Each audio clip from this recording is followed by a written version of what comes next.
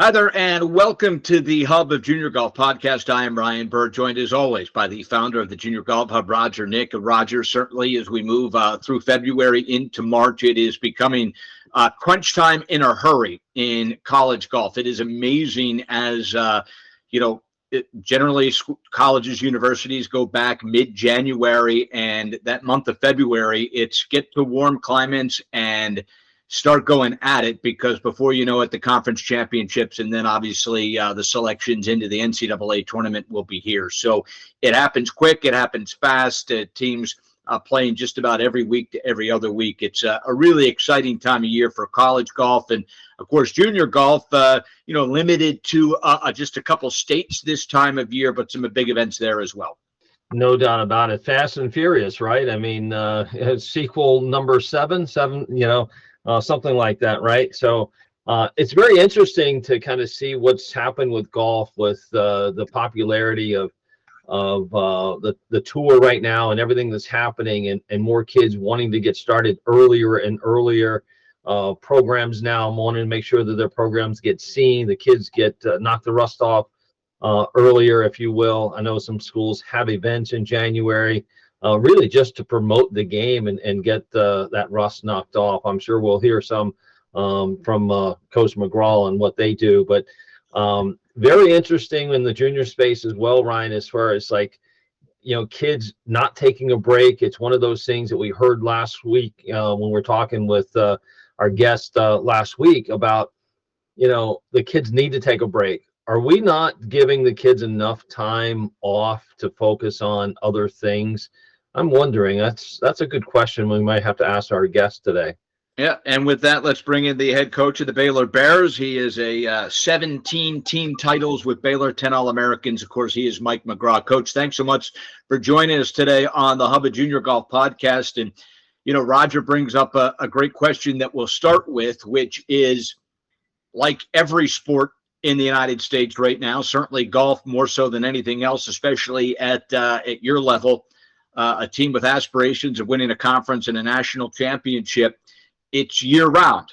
The biggest events for individually for your student athletes are, of course, in the summer. Trying to get in the biggest amateur events, trying to get in the USAM, et cetera. There's a fall season, and then there's that break before the spring season, which leads directly into the summer. So where do you do you like your guys to take a couple weeks off over the holidays, or do you prefer if they arrive back on campus at Baylor in mid-January, having really went at it hard over the break? Well, I guess it's twofold. First of all, thank you for having me on today. I appreciate it very much. But I think that, like anything else in life, we get out of perspective. It gets out of balance. It gets too much. My best player, Johnny Kiefer, who's been an All-American twice, called me at the beginning of his senior year, right before he signed, and he said, "Coach, the lacrosse coach here at Johnson High School wants me to play lacrosse this spring. I really would love to do it, but I also don't want it to be something you don't want me to do." And I said, "Absolutely, play lacrosse. You'll be in better shape when you come out of it. I know that coach will allow you to play in all the important events for your high school team. And not only that, you're on a team. It's very difficult to get golfers who are individuals to realize the value of having teammates." And so Johnny played that. Wyndham Clark, who played for me at Oklahoma State, he questioned whether he should play basketball, and I told him definitely play basketball. He was a great point guard. So I don't know why you wouldn't continue to play other sports. I don't know why we get so out of balance, like thinking it has to be 24/7. As a coach, when my life gets out of balance, when it's all about the golf team, my wife, she suffers at home. It's not good for her. So I guess to give you the short answer, it would be, let's all just get a little bit of perspective, do the best you can to prepare, be the best athlete, the best person you can be, but don't think that your sport has to be 24/7. Certainly the toughest part of that, as we know, and for our, obviously this podcast is tailor-made. It's the, fastest growing junior golf. It is the top junior golf podcast in America. These are parents, these are players with aspirations of playing college golf. as we educate them on that pathway. When they arrive in September on campus, there's immediately qualifying. When they arrive back in January, there's immediate qualifying. So how do you, coach, juggle the fact that if you come back after taking a couple weeks off at Christmas to let your body rest and mind rest, and you're not as sharp as someone that went at it every day over break, and all of a sudden you're off the team for the first event because you weren't in the top 5 of qualifying? How do you juggle that? Well, part of it is this: you can still do workouts. You can still work out. You can still go to the golf course and play golf. It just doesn't have to be an obsession where you think you have to be sharp December 24th. I mean, I would love to be sharp December 24th, but maybe I won't be. And I do encourage them to play in that 30-day break, to find a tournament to play in, to have something to play toward. And when you come back, it won't be like you spent 30 days without doing anything. So the greatest players of all times, and I think the last 2 great players have been Jack Nicklaus and Tiger Woods. Both of them played limited schedules, and both of them understood the value of being fresh. So yeah, there's rust to be knocked off. That's a natural thing. But the truth is, if you are, I think that's just a natural thing, and I think it's okay to have a little rust. But you get burnout. I see kids at 20 that don't even enjoy the game anymore. Why would I do that? And the problem is, you look at a guy like Tiger Woods, and he was one of the hardest working players in history, and you forget he did have a life outside of golf. His parents expected him to be a good student. So in high school, he had to get his homework done before he went to the golf course. That's not very much. They don't talk about that very often. Yeah. But there's more to life than competitive golf, although I want kids to have a passion about it.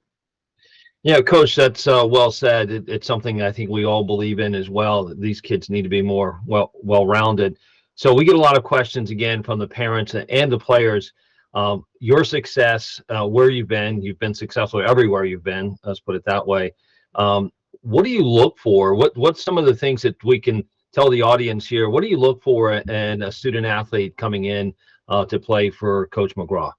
I think when you look at it, they are going to be well-rounded, but that they value a lot of different things in life and being excellent at whatever. It's kind of a cliche to say it that way, but you know excellence when you see it, and it looks different on everybody, but you know it when you see it, and you just want to make sure they understand, if I'm going to be a student, I'm going to be a good student. I may not be the best student because maybe it's not a passion for me, but I'm going to be a good one. As I said, my best players over the last 10 years at Baylor have all been excellent students. And I don't think that's an accident. The excellence transcends one endeavor to the other.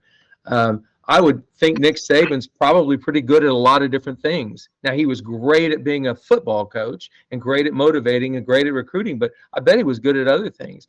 You know, he's passionate about golf, so he tries to be the best golfer he can be. So I just look at the greatest of all times, and just people who necessarily aren't the greatest but are successful on tour. They're a good husband, they're a good father, they're a good businessman, they're a good. So excellence, it's you see it stands out like a bright beacon, you know. And I just ask my guys to try to be that, and then if that turns into an all-American performance like Johnny's given us, or if it turns into just a kid who makes the team and helps us be better, I'm okay with that too. Excellence, strive for that. I'm curious, Coach, and I'm sure you have seen every player that is recruited to play D1, Power 5, and beyond college golf. They get there because they had a great junior career. You look up and down the teams, and the best junior golfer sometimes doesn't make the best college golfer. For whatever reason, they arrive maybe with too much expectation, or they just can't handle the mix of that school and college golf, and they just never quite find their groove in college golf.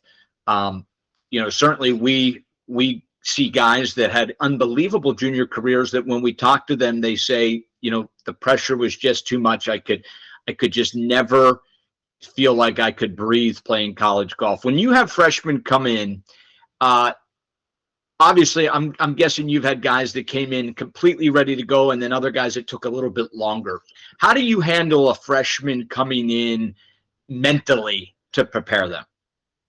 Well, remind them that it's not a sprint. It's definitely a marathon. And all you really want to do is here you are today as a freshman. You're 18 years old, brand new to campus. Your life has completely changed. We've turned it upside down overnight because you're away from home. This is crazy. And everybody on your team is going to be as good or better than you are, pretty much. So we've turned that upside down. What you want to do is give them a feeling of being comfortable where they are and understanding that it isn't whether you travel to this very first tournament we go to. That's not important. It sounds important to you right now, but 4 years from now, what kind of a person are you? What kind of a player are you heading out of here? I tell the guys, 3 promises I'll make you. You're going to get a degree at Baylor. You're going to get that. I'm not, and we're batting 1,000 in 10 years. Every kid's gotten a degree. Wow. You're going to, I can't make you a PGA Tour player, but if it's your dream, I can push you closer. I will help you do that, I promise. And the third promise is that whatever love you have for the game of golf today, it will be that good or more, that high a level of love for the game after spending 4 years with me. If I fail a kid on that one, I've really made a mistake. So by telling him that in recruiting and then when he gets on campus, it maybe takes a little bit of pressure off. It's like, let's just see how you develop. Let's just see what happens. Usually, the first semester, I like to see what he brought to college. Is that good enough to kind of make a difference here? If it is, I'm taking notes. I'm watching. I'm asking questions. Tell me why you do this. Why do you do that?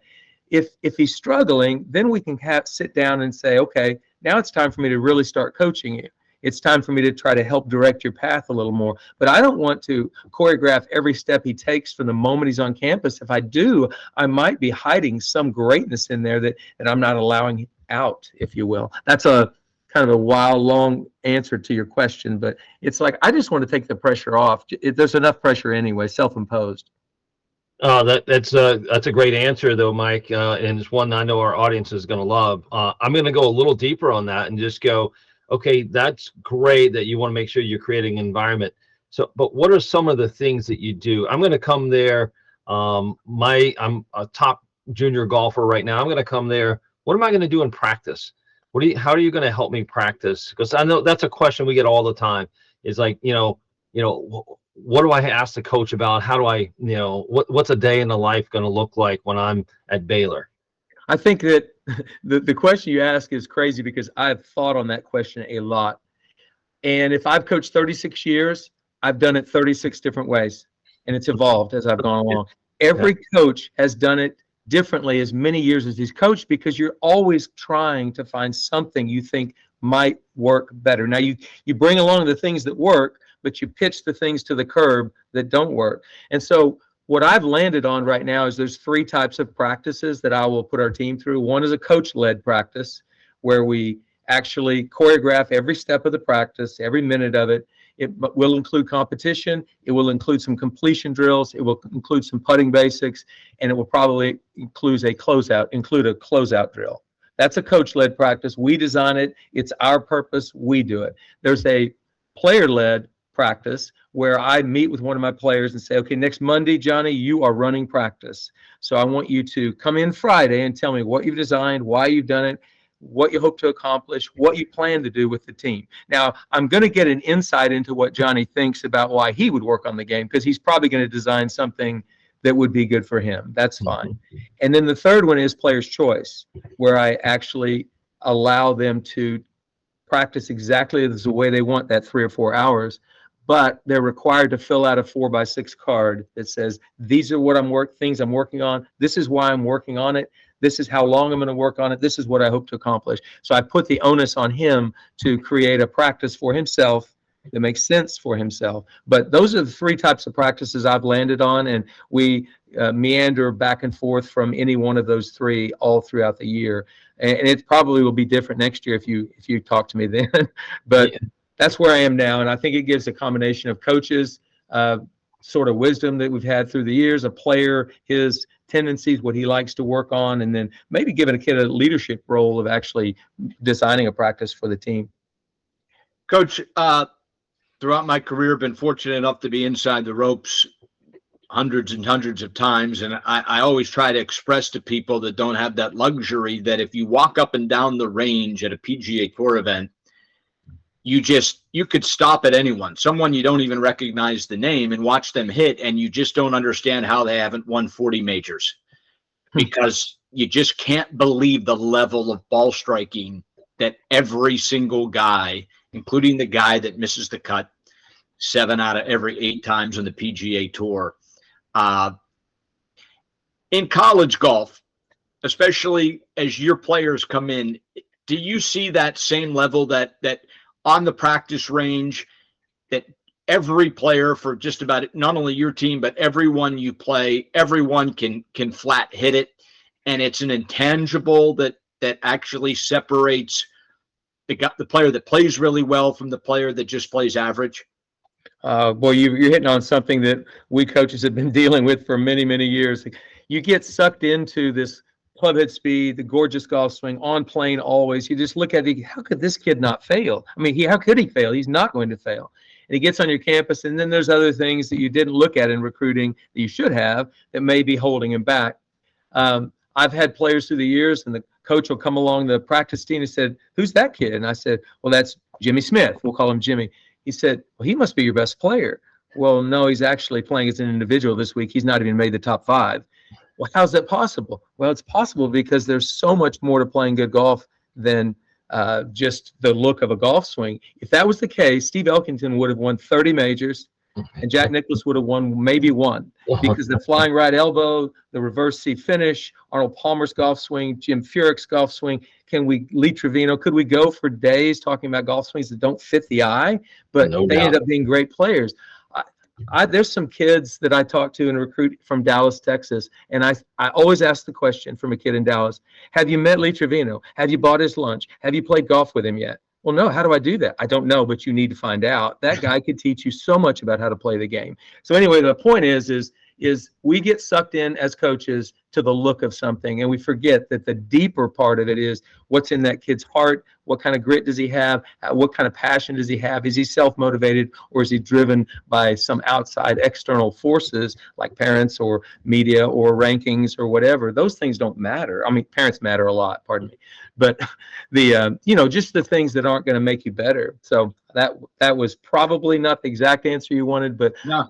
There's so much more to it than the eye test. I want to piggyback that, Roger, and just ask you: have you ever gotten a really good junior player that was playing for a parent, playing for someone else, and what ultimately happened there?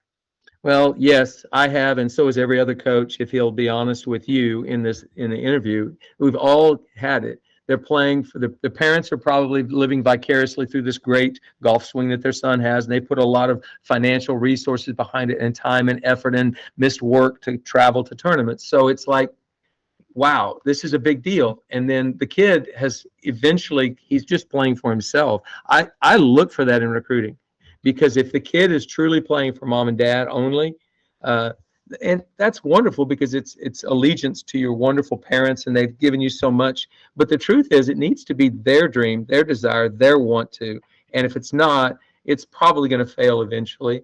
And so as a coach in college, if you can get to the point where you accept them for the 74 and you accept them for the 68, and it doesn't matter. I know this. When a former player sees me walking down the street or up a fairway or whatever, sees me coming toward him, he does not think about my resume.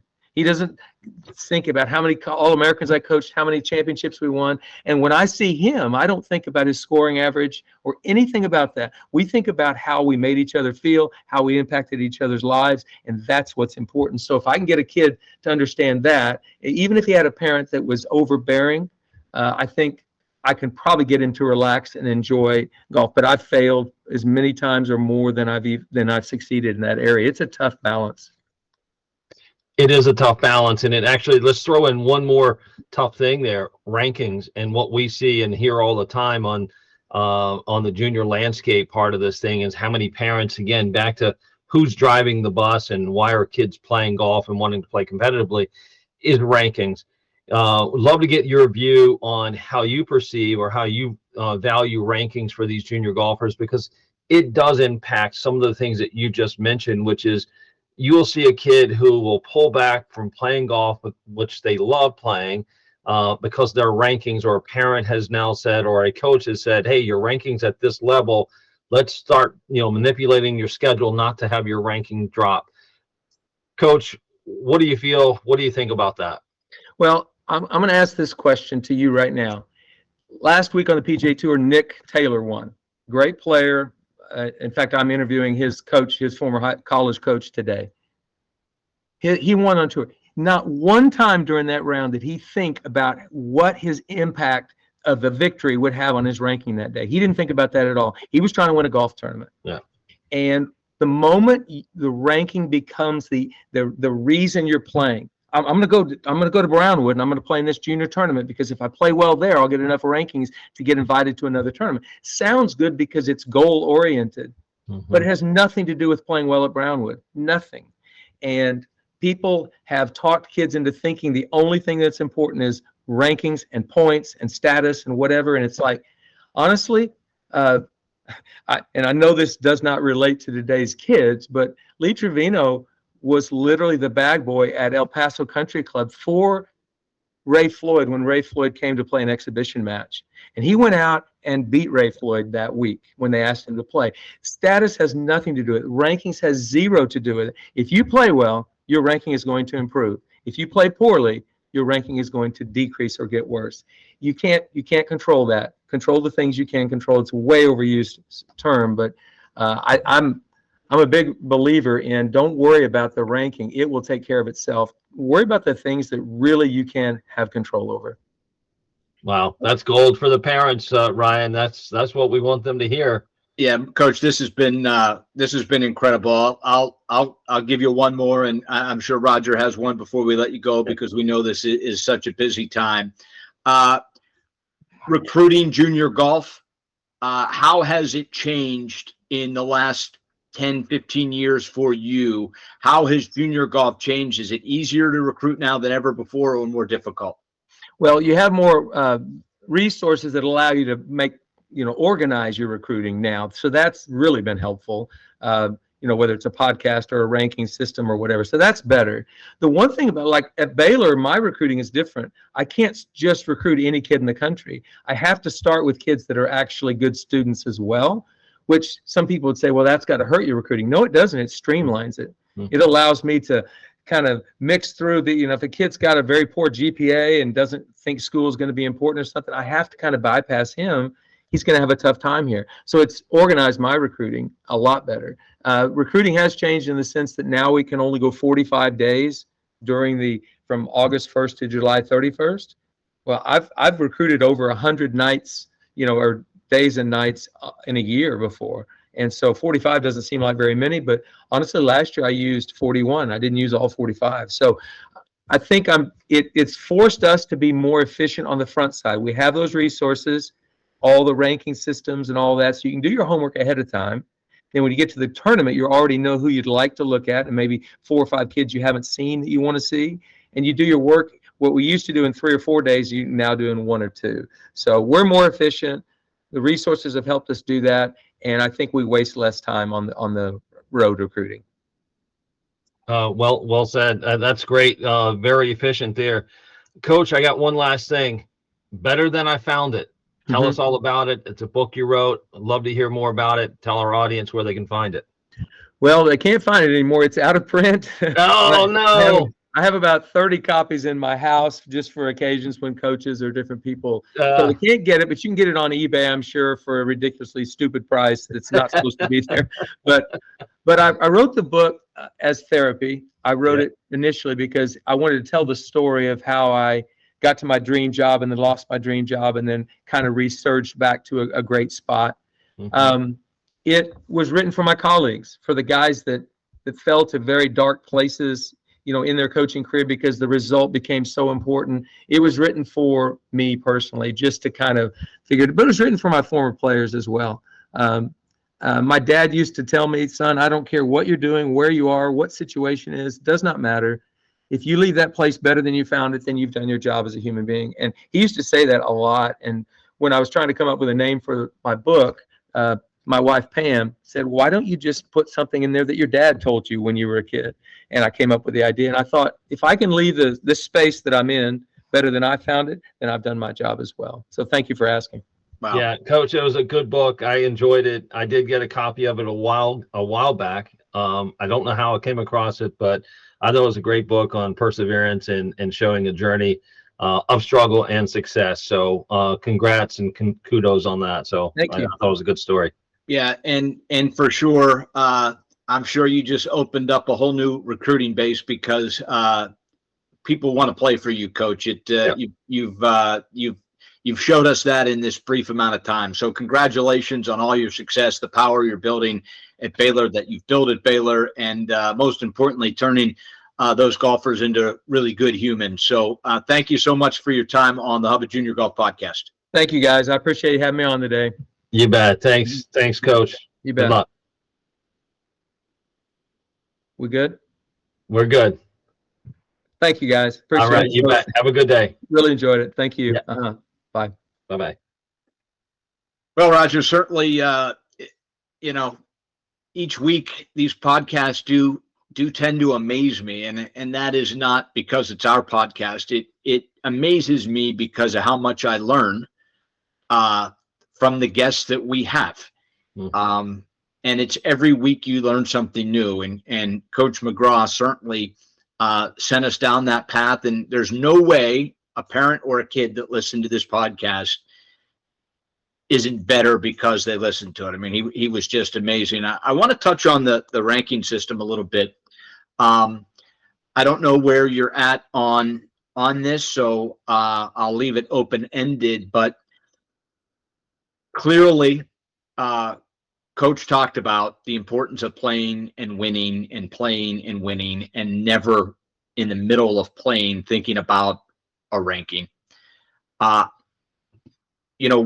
going to happen with this, Roger? What's going to happen to fix this epidemic that has touched the junior game?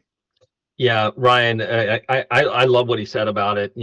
Obviously that's how I feel about it. Rankings should not ever come into your mindset when you're playing to win a golf tournament or anything you're doing. I mean, I feel that way about all the rankings that we've created to put people in this queue, if you will, right? So in particular for the junior golf rankings, as you know, we've talked about this ad nauseum. There's got to be a better way. We are coming up with something that I think is going to be an outstanding change for the player, the parent, and the college coaches out there when it comes to players developing, again, back to loving the game, wanting to love the game, playing for the love of the game, playing to get better. That's not rewarded in our society today as the rankings are held, right? In our current system. So, doing something about that is near and dear to our heart. I think it's something that we've talked about. It's something that we are launching. We will be, launching, very soon, a new world order ranking, if you will, to reward participation, to get more players to say, I want to play more golf because it helps me develop and get better at what I want to be doing, versus I'm just trying to get a ranking to get recruited to go to school and then not play, right? I think Coach McGraw said it a couple of different ways, which is, these players get there, are they prepared and want to continue playing and get better? Some just aren't ready. Some, that intangible is what I think a lot of coaches see when players get there. They see great golf swings. They see kids who are, certainly able to play good golf, but not when it matters anymore, because they stopped playing tournament golf a long time ago to make sure their rankings stay at a certain level. We need to stop doing that. We need to look at player development in tournaments as a big thing, right? We need to get players playing earlier in events, not because they want to go win and get their rankings higher, but because they want to get experiences. They want to learn more. They want to meet more people. They want to have more fun playing in competitive golf. That's just not the case as we have it today. And we want to make something, we want to do something about it. We are doing something about it. And as we mentioned on this podcast a while back, we are doing something about it. It's coming soon. So, the heads up for the audience right now is this will be revolutionary in the junior game. one by one, the college coaches will endorse the new system. So certainly stay tuned. JuniorGolfHub.com. You're going to hear about it everywhere when it is ready. You don't want to rush it. It's got to be right when it is announced. I personally think it is a 100-day period for the entire network to kind of turn over. I think it happens that quick, certainly with the coaches that are speaking about a revolutionary change. So we're excited about that. Certainly we'll all be continuing to check with JuniorGolfHub.com, and certainly this podcast, the Hub of Junior Golf, Roger, will when the day does come, we will do actually a podcast strictly on how it's different, who's endorsed it, why they've endorsed it, and how you can get your son or daughter to be a part of it, because it's going to be the system, and we'll just give you a heads up to that. So JuniorGolfHub.com, certainly the Hub of Junior Golf, Roger, both places that are going to alert you probably a little bit ahead of everyone else. And as you said, the idea that playing as much golf as possible, that's a good thing. I think it's a good thing. Golf is a game that we should love, right? Right. So, amen. Certainly look forward to that.